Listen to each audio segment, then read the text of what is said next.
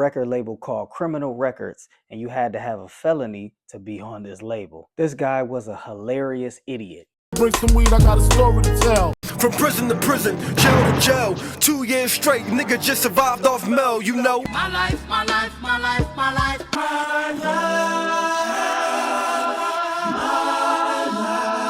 Ain't no justice, just us. Facilities out, all the other facilities I was in, when they yell lights out, they turn the lights out and it gets quiet. Not in the L. The L's so big, they can't control all of these inmates at night. So they yell lights out, they cut the lights out, and boy, is loud like a stadium. I hear dudes yelling about kites, lighters, food that they're owed, all types of things. Once I realized that it wasn't gonna get quiet, I just settled in and listened to the conversation of the guy in the cell next to me. He was hilarious. He was talking to someone about starting a record label called Criminal Records, and you had to have a felony to be on this label. I was just shaking my head, but it was entertaining. It was like TV for me. This guy was a hilarious idiot, and he was entertainment until I finally fell asleep. Lights out. All right, so it's the next day, and this is when I learned I had to stay ready so I wouldn't have to get ready. Because there are no clocks and you have no way of telling time in there, you had to stay ready so when they popped your cell, you could leave. Because this is a high security prison, they don't have free movement. So in lower security prisons, they have free movement, meaning that if you have an appointment with the doctor or your counselor or something of that nature, you can just leave and go when you want. You can go to rec when you feel like going and come back when you feel like coming back. But in high security prisons, it's not like that. They call movement every hour on the hour. And those are the times when you're allotted to go to and from. It's high security, so it's very controlled. The other thing about movement is you have to be tier ready.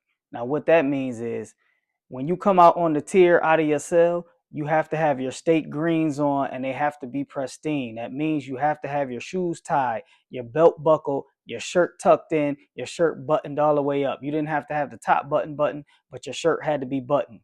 There's plenty of times when I came out of my cell and I saw people coming out on the tier to get in line for movement, and the CO told them to go back into their cell because their shoes weren't tied, because their shirt wasn't buttoned up all the way, or they were coming out tucking their shirt in. You have to do all that in your cell before you touch the tier. So in some cases, people weren't tier ready. They came out, they were tucking in their shirts, as I said before, out on the tier. CO sent them back. You only have a couple of seconds to hurry up and get right and come back out, or you'll miss that movement and then you won't get to go to wherever you were going. So now I'm tight and right, and I'm just waiting for them to call movement. I grab my net bag. Now your net bag is essential.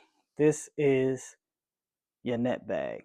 And this is my original net bag. So they got a little tag on here. You write your last name on it and your DIN number. It has a little rubber loop thing so you can tie it up and lock it off so things won't come out of the bag. So you put your soap, your drawers, your towel, any essentials in this net bag, and you take it with you when you go in the shower. They finally called movement, pop the cells, and we come out and they let us know that our tier is going to the gym. In the gym, you have two options. You can go in the gym, hoop, and play around in there, or you can shower and shave. Oh, you definitely can't do both. For me, it was a no-brainer. I'm definitely not a hooper, and I haven't showered in over 7 days. The last time I had a shower, I was in Alden. Then they sent me to Wendy. I spent 7 days in Wendy. Then I traveled to the L and spent one night there. So for me, I couldn't wait to get to the shower and I couldn't wait to shave. So my tier files down to the gym, and then we start breaking off into two lines. The lines to go to the shower and the line to go in the gym. Now I'm just peeping the scene, once again, being very observant of the inmates, the COs, and my surroundings. So I go to the bubble, give the CO my prison ID for a razor, because you have to have your ID to check out a razor so they can know how many razors are out and who has them. When they give you the razor, you have 15 minutes exactly to shave, and then you have to return the razor.